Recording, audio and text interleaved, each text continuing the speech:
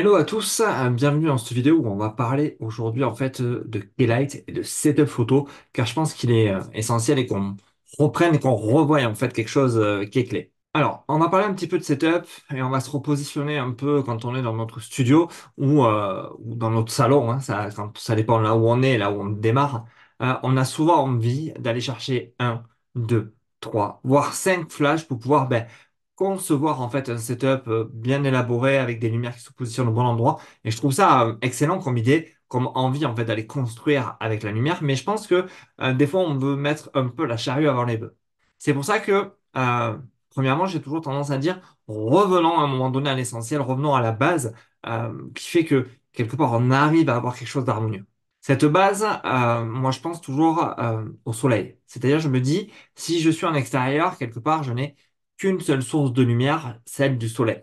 Donc dans mon studio, des fois je me dis qu'il vaudrait mieux repartir à zéro, c'est-à-dire repartir avec une seule source de lumière et voilà, la positionner correctement au bon endroit pour avoir le bon résultat au moment là où je le souhaite. Alors juste pour dire, je dis pas qu'il faut pas aller plus loin. Je dis juste qu'à un moment donné, quand on est perdu, qu'on ne sait pas où on veut aller, on peut se positionner avec ça. C'est-à-dire, stop, je vais recréer mon setup avec une seule source de lumière et on avance petit à petit en rajoutant des lumières. Et c'est pour ça que je vous conseille vraiment à un moment donné d'y revenir, c'est-à-dire de prendre cette Keylight, de la positionner sur le côté. Voilà, l'exercice que je vous donne, il est là, on met la lumière sur le côté en mode split et on va petit à petit faire bouger cette lumière. On va passer du split au loops, au Rembrandt, au butterfly et inversement, on va passer peut-être du butterfly au loops, pardon, au Rembrandt et au butterfly et au split pour pouvoir justement voir ce qui se passe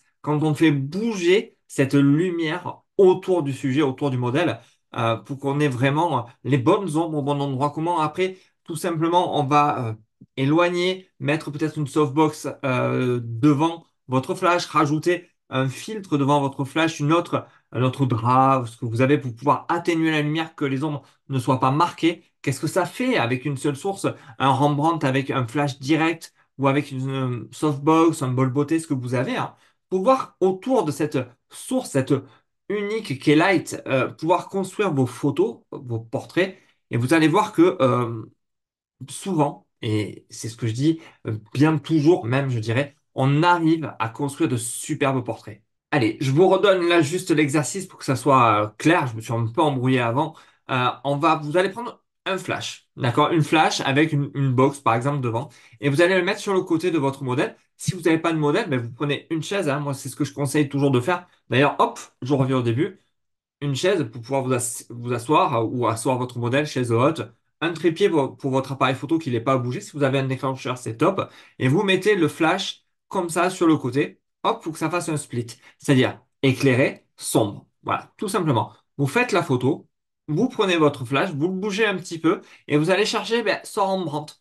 Vous faites une autre photo, bam, vous rebougez un petit peu si votre Rembrandt n'est pas parfait. Vous allez voir que vous allez trouver vraiment ce point parfait de lumière. Et après, vous continuez, vous allez arriver sur le loop, cette petite ombre du nez qui va se positionner et le visage relativement clair. Vous allez après approcher en fait votre source de lumière face au sujet, donc derrière votre appareil photo. Vous allez flasher et vous allez voir en fait juste le petit effet papillon qu'on va avoir sous le nez, qui est voilà un petit peu les choses très essentielles autour duquel on va tourner sur le visage et vous allez pouvoir voilà, vous déplacer, ainsi de suite de l'autre côté pour voir ce que ça donne. Parce que vous allez voir aussi que le visage n'est pas symétrique, il est complètement asymétrique. Donc vous allez voir aussi que des fois, il vaut mieux le faire d'un côté que de l'autre. Bon, ça, vous allez faire l'expérience et vous allez voir que cet exercice va vous repositionner essentiellement sur un portrait parfait avec cette key light.